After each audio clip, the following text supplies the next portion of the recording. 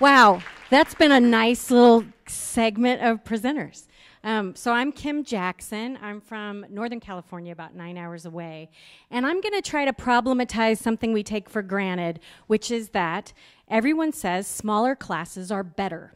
And I'm going to argue that actually large classes are not only just as good, but can be better than smaller classes. And you can create epic learning environments, but not there.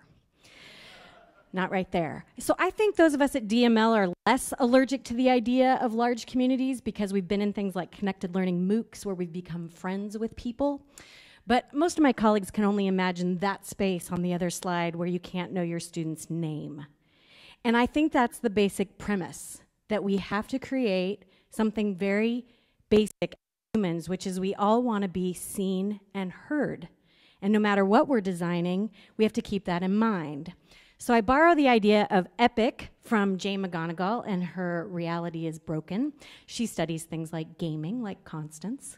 And she talks about how we like to be a part of large projects where we feel part of something bigger than ourselves. And if you think about this for a minute, you seek them out in your own life. So I just went to a Black Lives Matter protest last week on my campus. I was very happy 500 people showed up, not 10, right? Sometimes I go to a rock concert and I want 10,000 of my closest friends screaming the lyrics to Rush at the top of my lungs, right? I don't want just me and my two peeps, screaming the lyrics. So whether they are intimate experiences or epic, and sometimes they're both, they're not better or worse, they're just different. And so one of the things we have to think about is how do you design for the affordance of the size? How do you turn size into something good? I like Anna Singh's work. She talks about scale and non-scalability. And she says scalability is a corporate fantasy. That when we go to scale projects, we don't change the original, and we do not take into account the people and the environments that we are destroying along the way. I'm sure we know nothing about this in education. So I've sat in those rooms. I've sat in those rooms with 8 people in a grad class where the instructor did not stop talking for 3 hours, and that sucks. I don't care if it's small or large. If you don't stop talking, it's not fun for me. I don't get to participate. So I started thinking about, well, what if I just took something really blasphemous and I took a first-year composition course with freshmen and I made it 100 of them?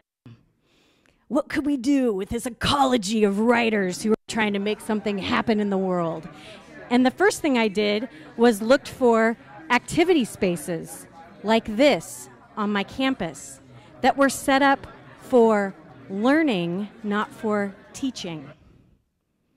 And they become a huge audience for each other, where they're doing gallery walks and giving feedback on their research, and then they think about, what can we do together? And then what they want to do is like, hey, let's get our ideas public. So all of a sudden we're blogging and we're tweeting, and authors are responding to us, and they're giving shout-outs to each other. So to give you a specific example, these 100 freshmen all blog on their own WordPress site, and we feed those blogs into our hub. Thank you, Cogdog. This is Carlos. He's from LA. He is the master of hashtags. He created the best ones for our class. And so students have a lot of roles they can play. And remember, we're going back to everyone should be seen and heard. So one of the things we do is students can opt in to being part of something called the review board.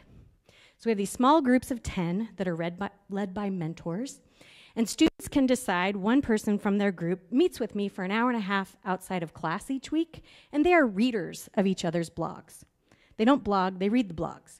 And they nominate featured writers each week. And the role of the review board back in the large class is to present the writing of their peers, usually about 4 or 5 a week on Mondays, and they talk to that writer about the choices that she's made, about her writing, and they celebrate each other. And in our research, about 68 to 72 students on average in a semester will have their work featured over the 15 weeks, be seen and heard. They become entangled in each other's research. They start offering up research projects to each other or papers that they can read. So it becomes this moment of, first of all, we're an N of 100. That's a beautiful data set. Last semester, they decided to study youth literacy and make films about youth culture. You can say something significant with 100 people. So I want you to think about in your course what the size is, what does it afford, what are the constraints? And then you can create epic learning spaces. Yeah.